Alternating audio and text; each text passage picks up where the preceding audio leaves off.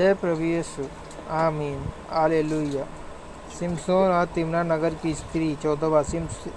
Samson Timna को गया और तिम्ना में एक पलिश्ती स्त्री को देखा। दूसरा। तब उसने जाकर अपने माता पिता से कहा, तिम्ना में मैंने एक पलिश्ती स्त्री को देखा है, तब अब तुम उससे मेरा विवाह करा दो। तीसरा। उसके माता पिता ने उससे कहा, क्या तेरे भाइयों की बेटियों में या हमारे सब लोगों में कोई स्त्री नहीं है कि तू खतनाहीन फलिश्तियों की स्त्री से विवाह करना चाहता है? सिमसोन ने अपने पिता से कहा, उसी से मेरा विवाह करा दे, क्योंकि मुझे वही अच्छी लगती है। चौथा। उसके माता पिता न जानते थे कि यह बात यहोवा की ओर से है कि वह फलिश्तियों के विरुद्ध विधान ढूंढता है। उस समय तो फलिश्ती इस्राएल पर प्रभुता करते थे। 5वां। तब सिमसोन अपने माता पिता को संग ले तिम्ना को चलकर तिम्ना की दाख की बारी के पास पहुंचा। वहां उसके सामने एक जवान सिंह गरजने लगा।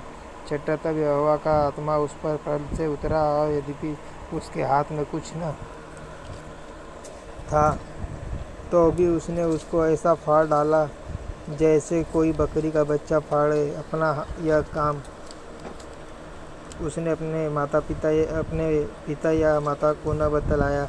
7वां। तब उसने जाकर उस स्त्री से बातचीत की और वह सिमसोन को अच्छी लगी। 8वां। कुछ दिनों के बीतने पर वह उसे लाने को लौट चला, और वह उस सिंह की लोथ को देखने के लिए मार्ग से मुड़ गया तो क्या देखा कि सिंह की लोथ में मधुमक्खियों का एक झुंड और मधु भी है।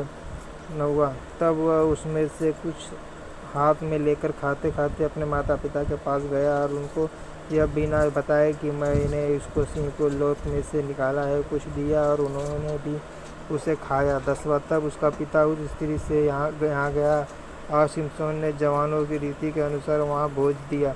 11वां। उसको देखकर वे उसके संग रहने के लिए 30 संगियों को ले आए।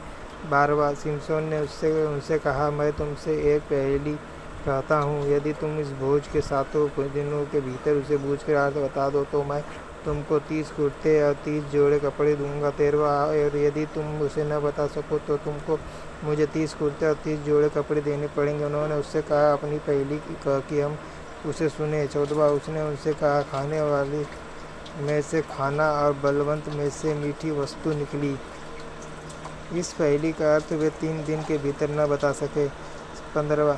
7वें दिन उन्होंने सिमसोन की पत्नी से कहा, अपने पति को फुसला कि वह हमें पहेली का अर्थ बताए, नहीं तो हम तुझे मेरे पिता के घर समेत आग में जलाएंगे। क्या तुम लोगों ने हमारा धन लेने के लिए हमें न्योता दिया है? क्या वही बात नहीं है? 16वां। तब सिमसोन की पत्नी यह कहकर उसके सामने रोने लगी, तू तो मुझसे प्रेम नहीं, बैर ही रखता है। तूने एक पहेली मेरी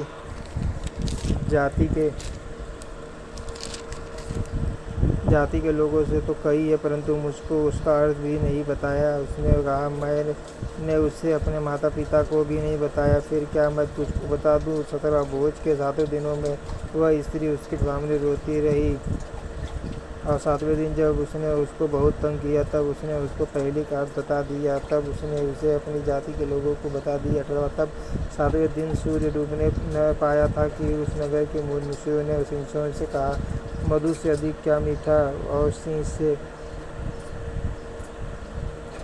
से अधिक क्या बलवंत है। उसने उनसे कहा, यदि तुम मेरी फ्लोर को हल में न जोतते तो मेरी पहेली को कभी न बूझते। 19वां। तब यहोवा का आत्मा उस पर बल से उतरा, और उसने अस्कलोन को जाकर वहाँ से 30 पुरुषों को मार डाला और उनका धन लूटकर 30 जोड़े कपड़ों को पहले के बताने वालों को दे दिया। तब उसका क्रोध भड़का और वह अपने पिता के घर चला गया। विश्वास। सिमसोन की पत्नी का उसके एक संगी के साथ, जिससे उसने मित्र का सा बर्ताव किया था, विवाह कर दिया गया। 15वां। परंतु कुछ दिनों बाद गेहूं की कटनी के दिनों में सिमसोन बकरी का एक बच्चा लेकर अपनी पत्नी से मिलने ससुराल गया और कहा, मैं अपनी पत्नी के पास कोठरी में जाऊंगा, परंतु उसके ससुर ने उसे भीतर जाने से रोका। दूसरा। उसके ससुर ने कहा, मैं सचमुच यह जानता था कि तू उससे बैर ही रखता है, इसलिए मैंने उसका तेरी संगी से विवाह करा दिया। क्या उसकी छोटी बहन उससे सुंदर नहीं है? उसके बदले उसी से विवाह कर ले। तीसरा। सिमसोन ने उन लोगों से कहा, जब चाहे मैं फलिश्तियों की हानि भी करूँ तो भी उनके विषय में निर्दोषी ठहरूंगा। चौथा। तब सिमसोन ने आकर 300 लोमड़ियाँ पकड़ी और मसाल लेकर दो लोमड़ियों को पूंछ एक साथ बांधी।